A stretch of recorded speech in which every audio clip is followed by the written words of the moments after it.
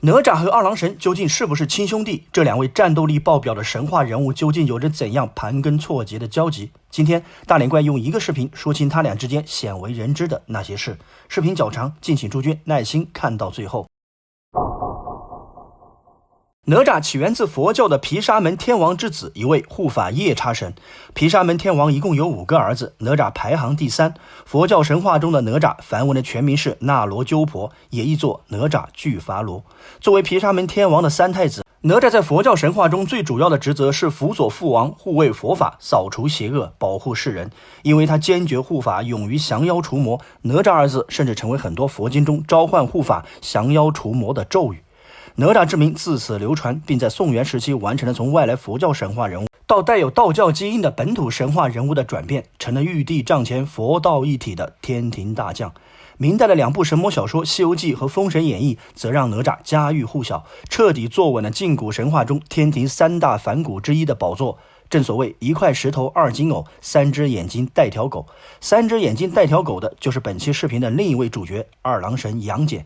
二郎神这位来自灌江口的男人，起源自敌人崇拜的3眼山神，在经历了宋元时期赵二郎、李二郎和杨二郎的激烈争夺之后，在《西游记》和《封神演义》2部顶流小说的加持下，最终以杨姓二郎流传后世。《封神演义》更是让他以杨戬之名而家喻户晓。在明代的《西游记》诞生以前，二郎神在各种神话题材中是降妖除魔的不二主角，可谓一时风光无两，高处不胜寒。所以各方势力都展开了对他不遗余力的争夺，于是就有了前面提到的宋元时期赵、李、杨二郎的激烈争夺。其中也不乏来蹭二郎神流量的，比如汉朝才进入中国的佛教，有人认为二郎神起源自佛教中的护法神独见二郎。唐朝不空和尚翻译的佛典《毗沙门仪轨》的末尾题记中记载了这样一个故事：唐天宝元年，大石、康居等5国联军围困安西城，也就是今天的新疆库车。因为安西路途遥远，救兵难以及时赶到，唐玄宗只好让不空和尚施法，召唤具有战神神格的毗沙门天王。不空和尚接旨施法后的2月21日这一天，安西城东北30里的云雾之中出现了一个身高1丈多的神人，带领着数百金甲士兵足足驻守了3天。围困安西城的5国惊骇不已，悉数退兵。出现在云雾中的那个神人就是独见二郎。那么这个独见二郎究竟何方神圣呢？前面提到过，毗沙门天王有5个儿子，分别是禅尼支、独见、哪吒、鸠巴罗和甘露。哪吒排行第3，排行第2的就是独见二郎。如果按照这个逻辑，哪吒和二郎神的原型竟然是一对亲兄弟。二郎神起源自灌口底人的3木神，是一个土生土长的华夏神话人物，大脸怪在往期视频中已经详细介绍过。虽然这种蹭流量的行为并未从根本上改变二郎神的本土属性，但是他与哪吒之间这层血谊关系依然对二人后世的神话演变产生了肉眼可见的影响。在元朝之前，哪吒一直是以毗沙门天王之子，一位护法夜叉神的身份存在，直到元朝的一部著名杂剧中，他才以一个神话人物首次出现。如果把哪吒的首次登场比方成一位演员的出道，那么可以说他出道即巅峰。哪吒不仅直接就当上了男2号，而且搭戏的是彼时神话界毋庸置疑的顶流武打男星，早在宋朝时就已经大红大紫的二郎神。这部元杂剧叫做《二郎神醉射锁魔镜》，剧中的男1号是二郎神赵二郎，也就是隋朝太守赵玉。在杂剧第1折中，二郎神做了个较为详尽的自我介绍。他在当嘉州太守时，曾为民斩杀蛟龙，结交眉山七圣，骑白马白日飞升成神。后来奉玉帝的敕命，被加封为灌江口2郎之位，清源妙道真君，职责是镇守西川。因为去西川要经过玉碣连环寨，而镇守那里的就是哪吒，所以二郎神决定顺路探望哪吒。原文说，武神就探望兄弟，走一遭去。二郎神称哪吒为兄弟，后文中哪吒则称二郎神为哥哥。这种关系设定很难说不是受了佛教碰瓷二郎神的影响。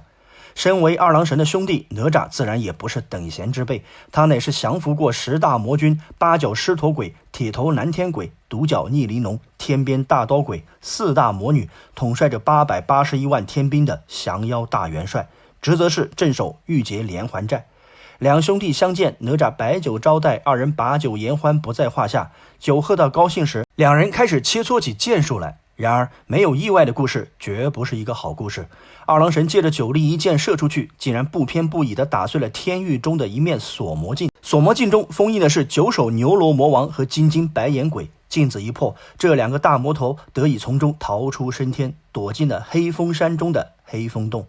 正所谓好事不出门，坏事传千里。这件事很快就被驱邪院主得知，于是责令二郎神和哪吒领本部神兵擒拿两洞妖魔去，若拿住将功折罪，如拿不住罚往天狱受罪。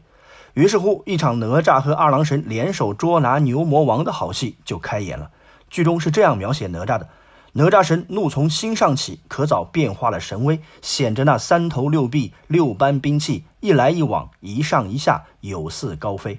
那边的二郎神也不甘寂寞，剧中说他二郎神出马，他神通广大，变化多般，身长万丈余，腰阔数千围，面青发赤，巨口獠牙。一个是三头六臂的天兵大元帅，一个是法天象地的清源妙道真君。牛魔王的悲惨结局是毫无疑问的。剧中原文说，二郎神与哪吒拿住两洞妖魔也，杀气腾腾万道光，鬼怪山精遍地亡，一场大战妖魔怕，方显神通法力强。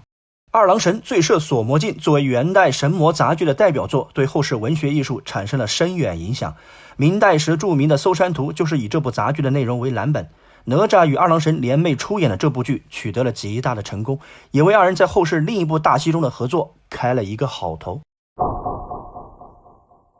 二郎神在醉射锁魔镜之后，又出演了元杂剧《二郎神锁齐天大圣》，其中的原文说，凭着真君金蛋细犬三尖两刃刀，这个手执三尖两刃枪，腰间挎着金弹弓，身旁跟着一只猎犬的二郎神，基本上就是后来我们所熟悉的那个形象。不过二郎神可能想不到，就是这个他擒拿了齐天大圣，日后会顶替他成为华夏近古神话中武打一哥的那只猴子。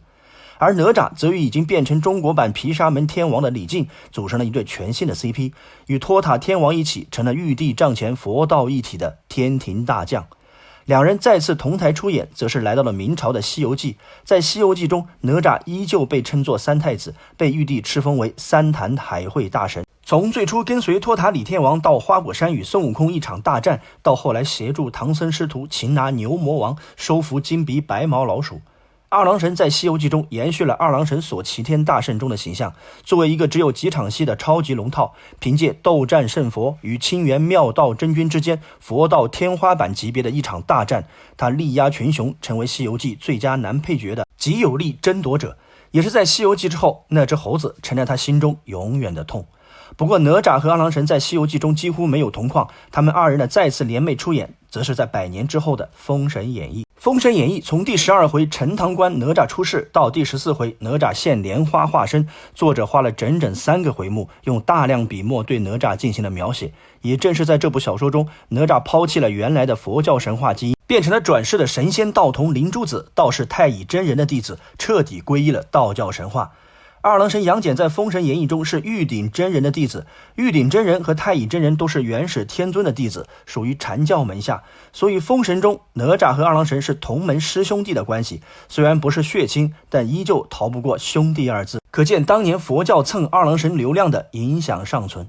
在封神中，哪吒和杨戬作为姜子牙的左膀右臂，在金台拜将时分别担任伐纣先行官和西周都梁官。尽管一个攻一个守，一个强于打斗，一个强于智谋，但是二人却多次在关键的时候并肩作战，让我们又看到了他们在二郎神醉射锁魔镜中的卓绝风采。在封神榜的结局里，哪吒被封为三坛海会大神，杨戬被封为清源妙道真君。此后在影响较大的神话传说中，他们两人就再无交集，直至今天。喜欢上古神话故事的朋友们，可以关注我的上古神话那些事系列文章和视频。我是只说自己观点的大脸怪，谢谢您的观看，再见。